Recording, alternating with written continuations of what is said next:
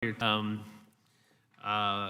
agree wholeheartedly with the point you're making, but can you tease that out for me a little bit? When you talk about the geostrategic and economic competition, and you point out rightly the range and scope of it, this is unlike the competition we have with other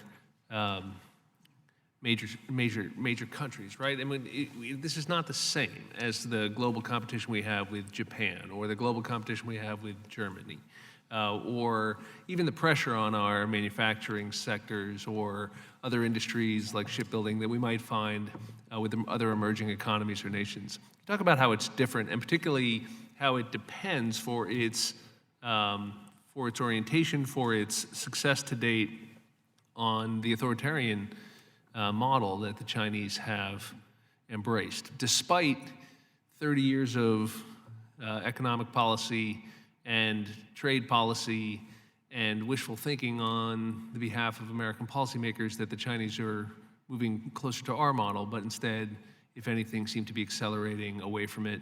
Can you just talk about how that competition is central to what we see with the Maritime Silk Road, with One Belt Road more broadly, with the Digital Silk Road, and with all of its components? Sure. Thank you, Congressman, for your question. I remember when I first saw the map of the Belt and Road, I was shocked, honestly. I've studied China since 1990, so quite a long time, and that is something I never thought I'd see from a Chinese paper or government product. That said, I think that Xi Jinping's China is a very different China than we've seen in the past. I think there was reason to think that we could engage with China in the past, that it was following along or wanting to be part of the international global order, which is based on, as you note, the fundamental rule of law, Western liberal democratic ideals. I think Xi Jinping's China is fundamentally different, and I think it's taken some time to understand that Xi Jinping has a very different view of the international global order, and I was one of the first, I think, to say China is a revisionist power.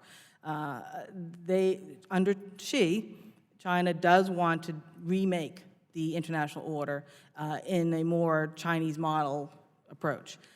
This is fundamentally different and much more concerning than the China of the past.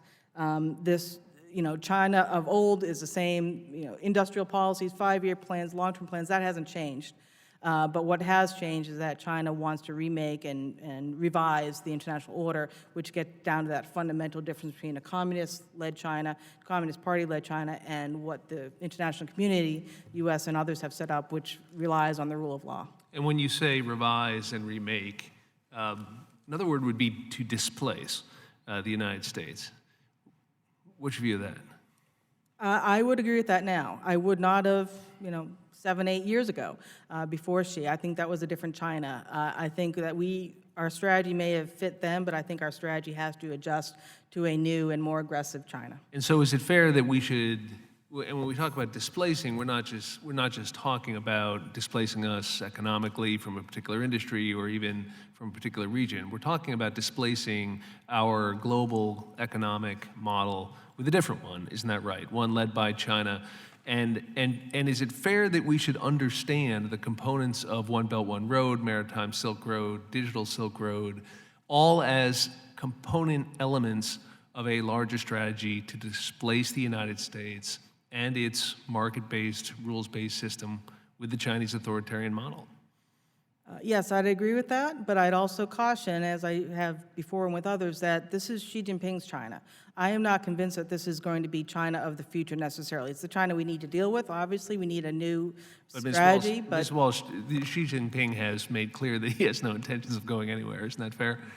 Do you know something I don't about the next Chinese leader? Because I think the next Chinese leader is Xi Jinping. All right. I would just caution that as a strategist, you want to be prepared for the potential of change to happen. And if that were to happen, we'd want to have that in mind if we were to develop a long-term strategy. Couldn't agree more. In fact, that's why we're holding this hearing, one of the reasons. But you'd agree that hope isn't a strategy, right? You'd agree that we have something to say about whether we are confronted with this China or the China we had hoped for, the China we hope to see in the future. Mr. Hillman, I only have a few seconds left, but I know you made the point about cooperation with China. None of us wants a purely confrontational relationship with the Chinese. Some of us feel as though we are being pushed in that direction aggressively, and we better be prepared for it. Is it possible to cooperate our way through this global competition? Are we overstating the risks of what we're talking about here today? Are we being too alarmist?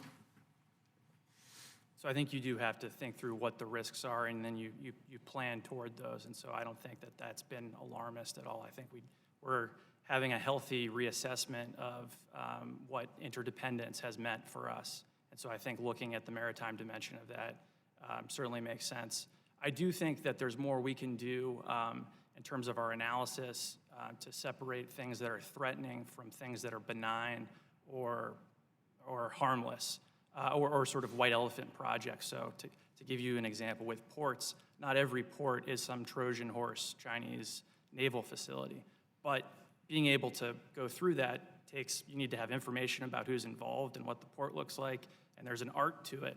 And our government needs to be doing more of that to separate these harmful activities from the ones that are okay and can be encouraged. Thank you, gentlemen. Mr. Gibbs. Thank you.